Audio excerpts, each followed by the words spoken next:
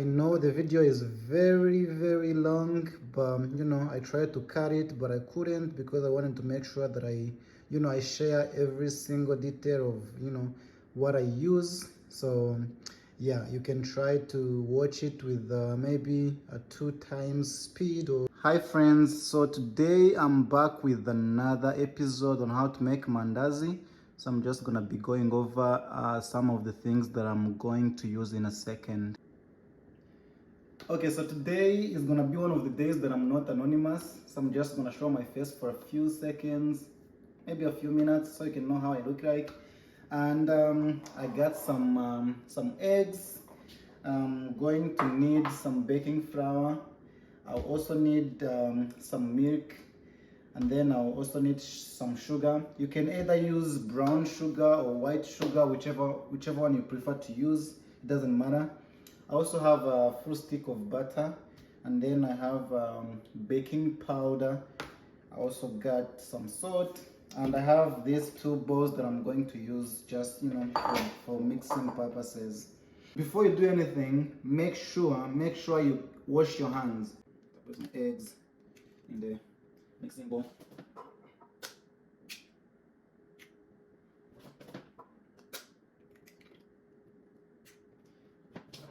Yes. So mix the eggs. So this is good. And now you can put your baking flour in your eggs.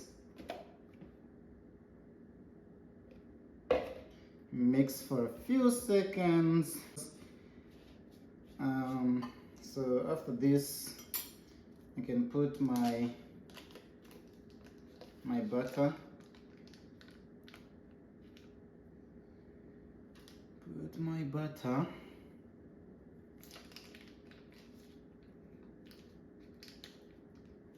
So it's good now. My butter was already soft. So if yours is not soft, you can try microwaving it for like 20 to 30 seconds so that it can be soft. That way it's gonna be easier for you to mix it with the dough.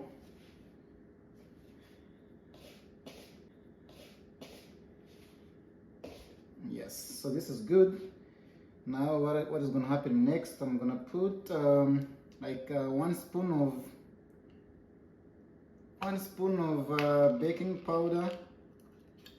So I have a spoon. Get about 1 spoon baking powder. Maybe I can put just a little bit more, but don't put too much. So I have my baking powder in there. And then I'll put just a pinch of salt. Just a tiny bit of salt. Yeah, see, this is good. Put a tiny bit of salt. You can put your sugar. This looks like too much sugar, but it's actually not too much. It's good enough for the amount of baking flour that I used. Also, I think I forgot to tell you, I used 4 cups of baking flour, and now I'm good to put my milk. So if this is not enough, I'm gonna have to get some more milk, but I'm gonna try to see how this is going to go. Yeah, actually I think I'm going to need more baking flour just because I put too much milk. So as you can see, I just I'm gonna add a little more baking flour to make sure it's as good as I want it to be. This is yeah, this is good. I'm just going to mix. If I need more, I will keep adding, but for now let's stay with this one. So now I'm going to stand up just to make sure I'm able to mix everything really really well.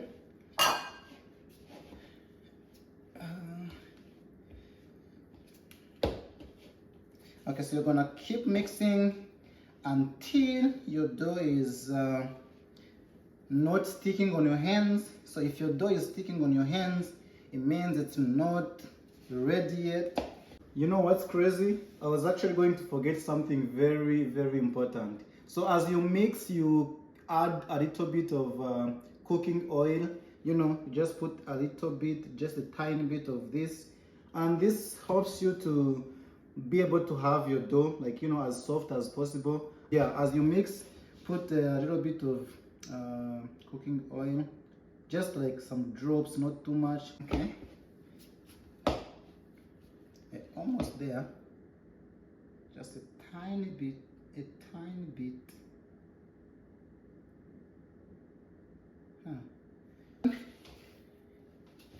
As you can see, it's no longer sticking on my hands. So yeah, when you do this, make sure it doesn't stick on your hands. And then, so as you can see, this is not a really long process. It's probably gonna take you about maybe 20 minutes to do all the mixing, you know. And then after this, you're going to cover it. So see, my dough is ready. I'm going to cover it with an aluminum foil. You can put it covered, I believe. So I'm just going to let it sit for about 1.5 to 2 hours, and then I'll come back, you know, with the cooking. Okay, so it's been 2 hours now. I know I said I'll be back with the cooking, but before we cook, we'll make sure that we cut our dough into the pieces we want our donut to be. So we'll give it the shapes we want, and then make sure you clean your surface. So my surface is clean. I'm just going to put some baking flour on the surface so that it doesn't stick when I put my dough on the surface. See, this is good. And then one of the things that I usually do is to make sure that I make it flat, super flat. You can just cut all the pieces, you can just cut one by one, but yeah, I'm going to cut all the pieces that I want to use, and then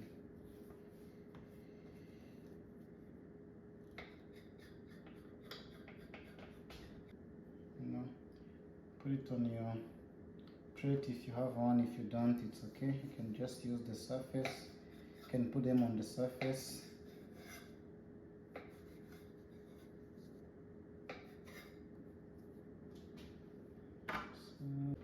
Yeah, so now I'm done cutting my pieces. I'm now ready to start cooking them. So let me show you what we are going to do next.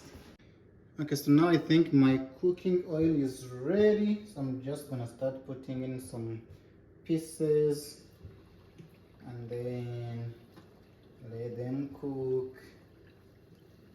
You can use, you know, you can use something just to protect yourself from burning.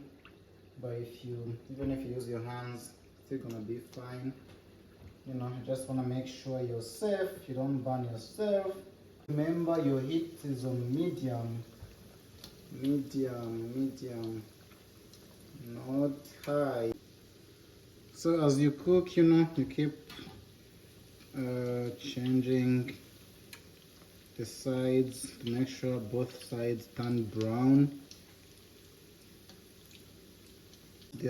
Once they turn brown, you know, you take them out so they don't burn. This is my second round, and it's already looking good.